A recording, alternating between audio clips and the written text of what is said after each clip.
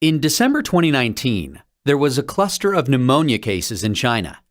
Investigations found that it was caused by a previously unknown virus, now named the 2019 novel coronavirus. In this video, we'll take a quick look at what's currently known about the virus. Keep in mind that this is a new virus, and what's known about the virus now might change in the future. Coronaviruses are a large group of viruses. They consist of a core of genetic material surrounded by an envelope with protein spikes. This gives it the appearance of a crown. Crown in Latin is called corona, and that's how these viruses get their name. There are different types of coronaviruses that cause respiratory and sometimes gastrointestinal symptoms. Respiratory disease can range from the common cold to pneumonia, and in most people, the symptoms tend to be mild.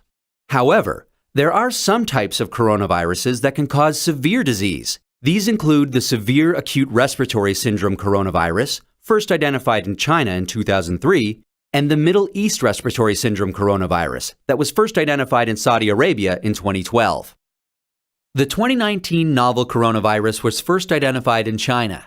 It initially occurred in a group of people with pneumonia who'd been associated with a seafood and live animal market in the city of Wuhan. The disease has since spread from those who were sick to others, including family members and healthcare staff.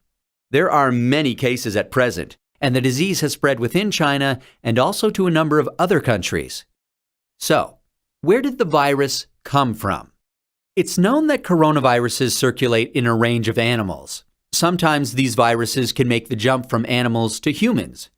This is called a spillover and could be due to a range of factors such as mutations in the virus or increased contact between humans and animals.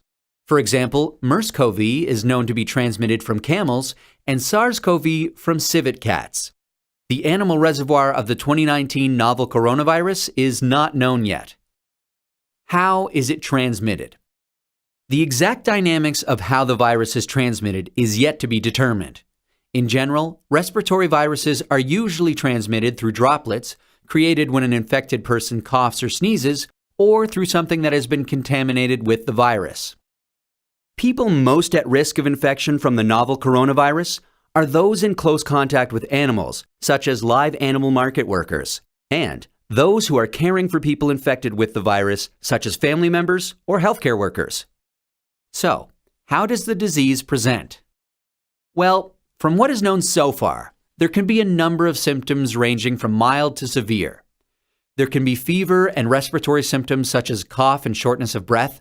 In more severe cases, there's been pneumonia, kidney failure, and death. The mortality rate is not known yet. How can we tell whether someone is infected? The infection can be diagnosed by a test called PCR, or polymerase chain reaction. This test identifies the virus based on its genetic fingerprint. There's currently no specific medication for the virus, and treatment is supportive care. There's currently no vaccine to protect against the virus. Treatment and vaccines are in development.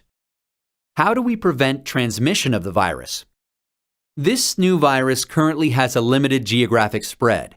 However, there are a number of standard hygiene practices that have been recommended to protect against infection and further spread.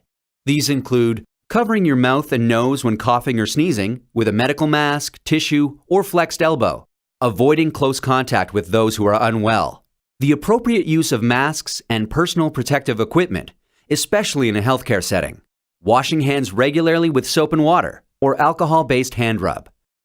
Actions that can be taken to prevent infection from an animal source include avoiding unnecessary unprotected contact with animals, washing hands after contact with animals or animal products, and ensuring that animal products are cooked thoroughly before they're consumed.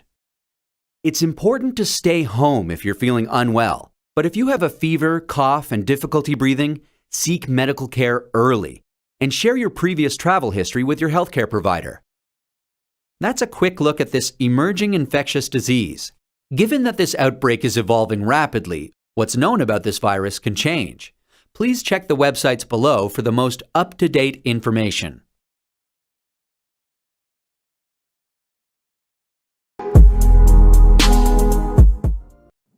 I would note that Wuhan also has China's only biosafety level 4 super laboratory that works with the world's most deadly pathogens, to include, yes, coronavirus.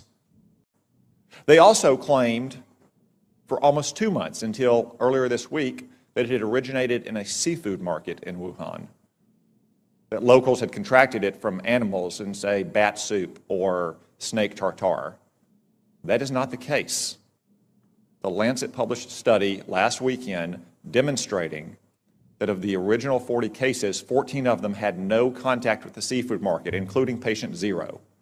As one epidemiologist said, that virus went into the seafood market before it came out of the seafood market. We still don't know where it originated. Could have been another seafood market. Could have been a farm. Could have been a food processing company. I would note that Wuhan also has China's only biosafety level 4 super laboratory that works with the world's most deadly pathogens, to include, yes, coronavirus. Yet China is still lying about all of this. They've been lying about it from the very beginning, and you don't need their history of lying about SARS in 2003, though it is relevant here. You just have to see what's happened over the last 2 months. We now know that the first case manifested no later than December 1, even though China didn't reveal it to the WHO until a month later on December 31st, when they continued to hide it from their own citizens. And they continued to say that it had been contained inside Wuhan. Today, it is in every single province in China. Also, while you were sleeping, China now has its entire border with Russia closed. 2,600 miles. Russia has closed that border. El Al has shut down travel between Israel and China. Air France has shut down travel between China and France. And that's in addition to all the other countries that have already shut down travel. From what we know so far, and there's still many unknowns, this virus could have both a long incubation period, as much as 14 days, and individuals could be contagious while asymptomatic, which was not the case with SARS in 2003. I want to talk about the biggest and the most important story in the world, the Wuhan coronavirus. This coronavirus is a catastrophe on the scale of Chernobyl for China, but actually it's probably worse than Chernobyl, which was localized in its effect. The coronavirus could result in a global pandemic. While you were all sleeping overnight, the number of diagnosed cases in China increased by 30%. Now, let me be clear, that's not new cases, that is just newly admitted cases. It is probably several orders of magnitude higher than that. Now, look at China's own actions. They have quarantined 60 million people, 60 million, more than the entire population of our West Coast. They've shut down schools indefinitely. Classes canceled nationwide indefinitely. Hong Kong, a part of China, has basically shut down all travel from the mainland. That's why it is essential that we immediately stop all travel on commercial aircraft between China and the United States. Making exceptions, of course, for American citizens to come back, as we just brought back yesterday, allowing essential trade to flow as long as crews on ships and aircraft are not allowed to go into the general population in America, and making exceptions, of course, for medical personnel to go into China to try to get a handle on this.